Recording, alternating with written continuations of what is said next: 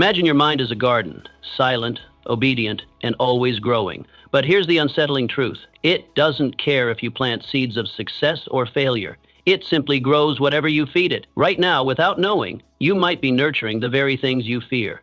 What if the invisible force shaping your life isn't luck, but your own thoughts?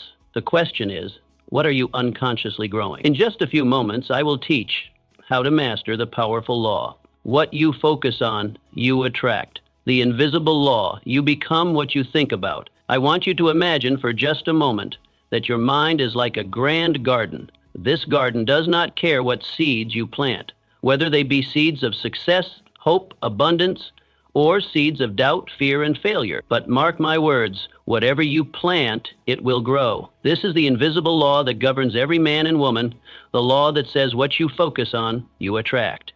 You see, thoughts are not idle. They are magnets. They have form, energy, and power. They shape not only how you feel, but the very circumstances of your life.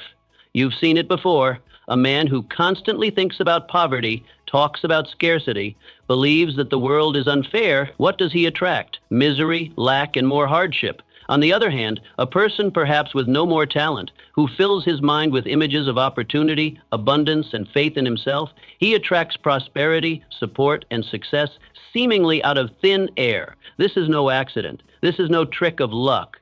It is the natural consequence of what I call definiteness of purpose combined with definiteness of thought. You are either consciously designing your life or unconsciously accepting whatever weeds sprout in that mental garden. I recall a young man I once mentored. He was convinced he would never amount to anything because his father had told him so. Day after day, he focused on failure. His head was bowed, his shoulders slumped, his conversation filled with words like, "I can't, is impossible, and it's too hard." One day, I told him plainly, "Son, if you keep watering those weeds of failure, don't expect roses to bloom." Something shifted in him that day. He began, slowly but surely, to replace those weeds with seeds of faith. He started each day declaring, "I am capable. I am destined for more." His world changed, not overnight, but steadily and surely. Today, he is a man of influence, wealth, and peace. The lesson is simple but profound. If you wish to change your life, start by changing what occupies your thoughts. Focus on health, and health finds you. Focus on opportunity, and opportunity knocks. Focus on kindness, and friends abound. Focus on growth, and the doors to success will swing wide open. Remember, nature does not care whether you plant poison or medicine. It only returns what you sow. So ask yourself right now, what seeds are you planting in the garden of your mind? The mirror of belief. You will never outperform your self-image. Listen closely. No man ever rises above the image he holds of himself. Not once, not ever. You may labor harder than anyone in the room. You may possess the finest education, the most enviable skills. But if the image you hold of yourself is small, if you see yourself as unworthy, incapable, or unlucky, then life will forever deliver results that match that image. I've sat across from men whose voices trembled as they confessed, "Mr. Hill, I just don't believe I am destined for success." And I always told them the same thing. That belief alone is the first and greatest obstacle you must conquer. Understand this. Your subconscious mind accepts every thought, every word, every belief you feed it as truth, whether it uplifts or destroys you. It does not argue, it does not reason. It simply accepts, then sets to work making that belief real. Think of a man who believes himself to be unlucky. He walks with his head down, failing to see the open doors around him. He hesitates, doubting his decisions. His handshake lacks firmness. His speech lacks conviction. Is it any wonder that opportunities pass him by? His belief becomes his reality. But let me share a story of transformation. There was once a humble shoe clerk, timid, unsure, overlooked by everyone. One day, he made a decision. He declared, "I will become a man of influence. I will become a leader of men." Each day, he fed his mind with affirmations of strength, capability, and faith. Over months and years, his posture changed, his voice deepened, his handshake grew firmer. Today, that man commands respect, runs his own enterprise, and is sought after for his wisdom. You see, the outer world is nothing but a mirror. It reflects back the beliefs you hold about yourself. If you believe you are meant for greatness, the world conspires to help you achieve it. If you believe you are doomed to failure, the world obliges. So I challenge you, look in the mirror, Who do you see? More importantly, who have you decided to become? Change that inner image, and I promise you, everything on the outside will change as well. The power of definite goals. Focus creates fortune. A ship without a rudder is tossed by every wind.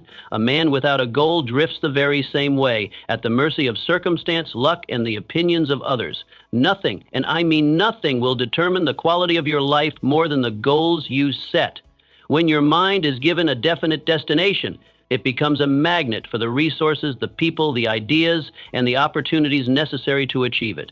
This is the invisible hand of focus at work. I have sat in rooms with the wealthiest industrialists of our time, and do you know the one common thread among them? They knew exactly what they wanted. Not vaguely, not someday, precisely, clearly, unwaveringly. A man once came to me complaining of never catching a break. I asked him, "What exactly do you want?" He hesitated. He stumbled. He replied, "Well, I just want to be better off." I shook my head. The world does not respond to vague wishes. It responds to definite plans. You see, your mind is like a heat-seeking missile. When you give it a precise target, it adjusts, calculates, and hones in with laser-like focus. Distractions fade. Doubt weakens. The path becomes clear. Let me tell you the story of Andrew Carnegie, the great steel magnate. Carnegie started with nothing, but from a young age he carried a singular goal: to become the richest man in the world. Not for greed, but to demonstrate the power of intention and then use that wealth for the betterment of mankind. And so he did. His focus was relentless. He wrote it down. He reviewed it daily. He aligned every thought, every action with that goal until it was reality. The lesson? If you wish to become successful, wealthy, or fulfilled, you must first be definite about what that looks like. A vague wish produces vague results. A precise goal produces a precise outcome. Write it down. Repeat it daily. Burn it into your mind until your very soul believes it. Focus creates fortune. Always has, always will. The unshakable power of faith, belief unlocks the door. I must impress upon you a truth that has stood the test of time. Faith is the starting point of all achievement. Without it, no plan can succeed. With it, no obstacle is insurmountable. Faith is not merely wishing. It is not idle hope. Faith is a deep, unwavering conviction that what you desire is not only possible, it is inevitable. It is the inner certainty that calls unseen forces into motion. I have watched men of modest beginnings rise to astonishing heights, not because they had more talent or resources, but because they possessed a fire of faith that no setback could extinguish. There was once a man, a poor farmer's son, who dreamt of becoming a great speaker. His peers laughed. His teacher scoffed. He had no connections, no fortune. But every morning he stood before his mirror and declared with conviction, "I am a speaker. I am a leader of men." He practiced, he persevered, years passed, and today his words moved nations. Why? Because his faith never wavered. Faith turns obstacles into stepping stones. Where the fearful see failure, the faithful see opportunity. And here's the great secret. Faith must be practiced daily. It is not something you have once and for all. It is a discipline. A muscle that grows with use. Every time you affirm your goal, every time you visualize its completion, every time you speak as though it is already yours, you are strengthening the mighty force of faith, and that, my friend, makes you unstoppable. The power of persistence. Refuse to quit, and you cannot be defeated. There is a simple rule that governs success more than talent, more than luck, more than education, and it is this: the man who refuses to quit cannot be defeated. Persistence is the master key that unlocks every door. Show me a man who has achieved greatness, and I will show you a man who has tasted failure, disappointment, and rejection, yet rose each time with greater determination. I remember vividly the story of Colonel Sanders. At the age when most men retire, he carried a recipe for fried chicken and an idea. He traveled door to door, facing rejection over 1,000 times. 1,000! But he persisted, and eventually someone said yes. That small yes grew into an empire. Why? Because he simply refused to quit.